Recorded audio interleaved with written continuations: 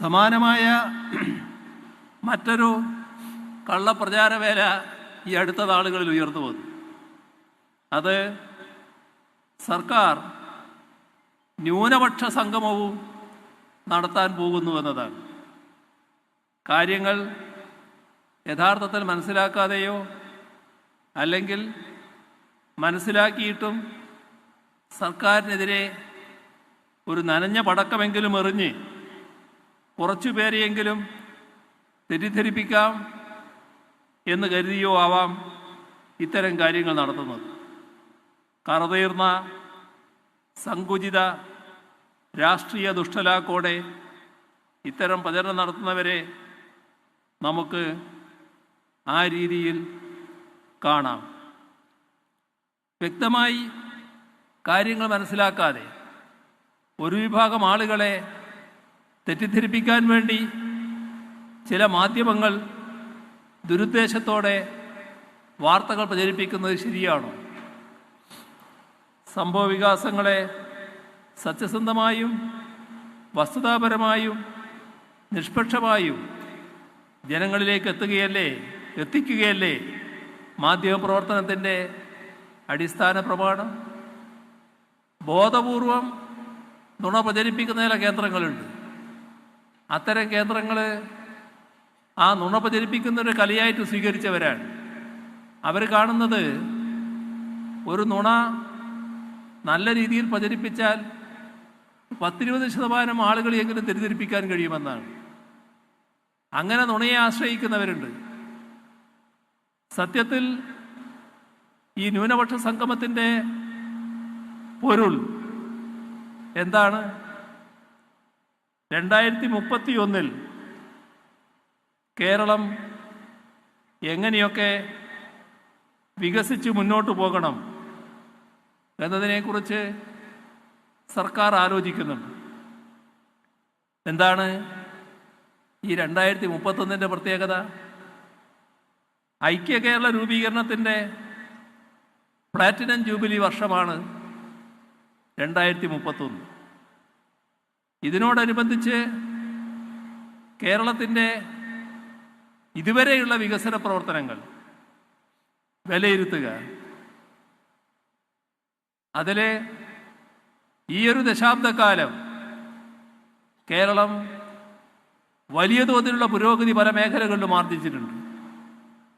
അതിൻ്റെ അടിസ്ഥാനത്തിൽ ഭാവി പ്രവർത്തനത്തിൽ എന്തെല്ലാം കാര്യങ്ങൾ ചെയ്യണം, എങ്ങനെ ഭാവി പ്രവർത്തനങ്ങൾ സംഘടിപ്പിക്കണം, അതിനെക്കുറിച്ച് ആലോചിക്കുന്നതിനായി ഒക്ടോബർ മാസത്തിൽ കേരളത്തിലെ വിവിധ വകുപ്പുകളുടെ ആഭിമുഖ്യത്തിൽ 33 സെമിനാറുകൾ നടത്തുന്നുണ്ട്.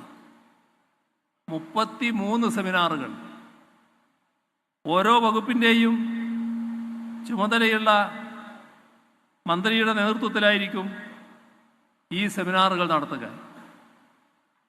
അപ്പോൾ സെമിനാറുകൾ കുറ്റമറ്റ രീതിയിൽ സംഘടിപ്പിക്കുന്നതിനും ഏകോപിപ്പിക്കുന്നതിനും 18 മാർഗനിർദ്ദേശങ്ങൾ സർക്കാർ പുറപ്പെടുവിച്ചിട്ടുണ്ട്.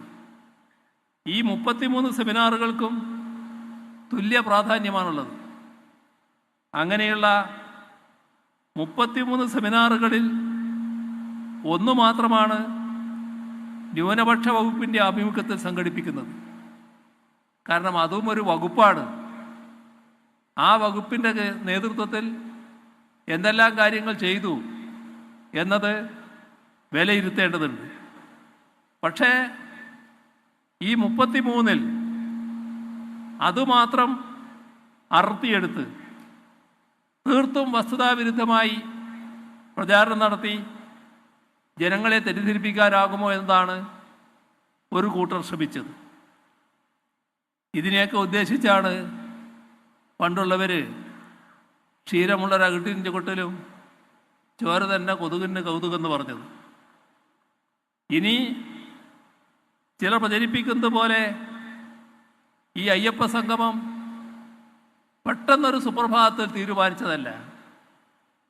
വർഷങ്ങൾ നീണ്ട ആലോചനകൾക്കും ചർച്ചകൾക്കും ശേഷമാണ് ഇത്തരമൊരു പരിപാടിയിലേക്ക് എത്തിയത്.